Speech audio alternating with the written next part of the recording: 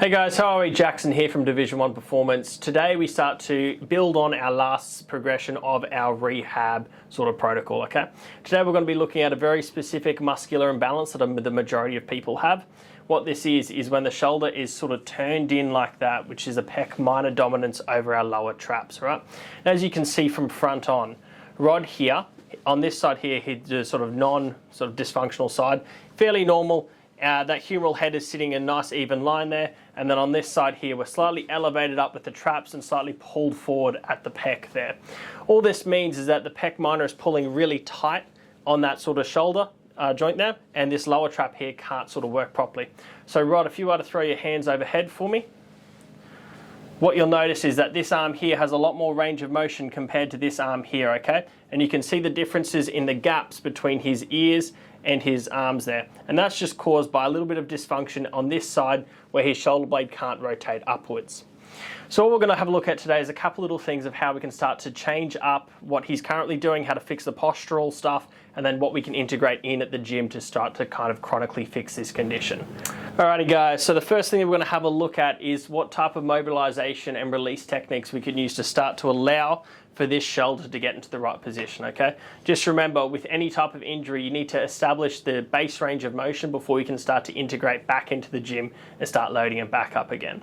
So as I said before, we have a pec minor dominance over lower traps here, meaning that our pec minor is overly tight and our lower traps aren't activating properly, meaning that we have to release out this pec minor here. So to find that, we come across the collarbone and drop slightly down. So when I place a little bit of pressure through here, you'll see a little bit of discomfort in Rod's face here, and that's just me pressing in on that muscle. We're going to use our little release tool here from the rehab trainer, guys, and all we're going to do is start to place a little bit of pressure down and start to roll backwards and forwards. And how's that feel, Rod? Yeah. Feel it. Bit tight? Yeah. Cool. So we're just going to work on this for about 20 to 30 seconds and we'll be back with you after. The pec minor is a very small muscle that integrates into the shoulder girdle. Its main action is to protract the shoulder, meaning that it is pushed forward. It attaches from the coracoid process, which is the scapula or shoulder blade, and runs down onto the fifth and third ribs.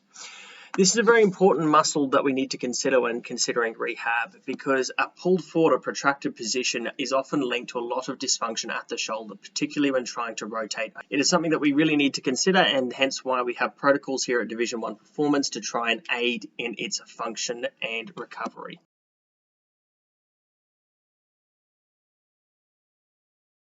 So here we have Rodney Dawson performing a single arm cable row. As you can see, this is the incorrect way of performing, with that shoulder kicking forward and elbow flared out to the side. Here we have our correct version. So as you can see, the first step is to get the shoulder into a nice position, dropping that shoulder blade down and slightly in.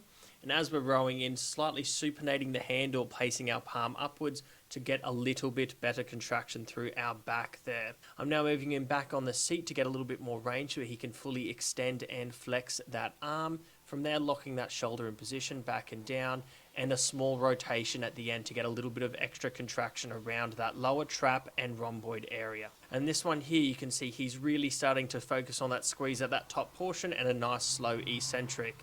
The aim of the game here is to activate the lower traps. The next thing we're going to be having a look at is an anatomy app version, okay? So in this version, you can see here is the motion of the lower traps is to retract the scapula. So starting to pull into that position where it now can allow for that scapula to be stable, allowing the glenohumeral joint to become mobile. In this final version here, we can see that Rodney is adding in a punch as he rotates through. This will just create a little bit more of a rotation around that body, allowing that lower trap and rhomboid area to become a little bit more active. A few more reps here, and in that final stage there, you can see this from another angle, really forcing that punch forward and punch back to allow for a rotation and allow for a relaxation, then massive activation of that lower trap area. Hope this helps.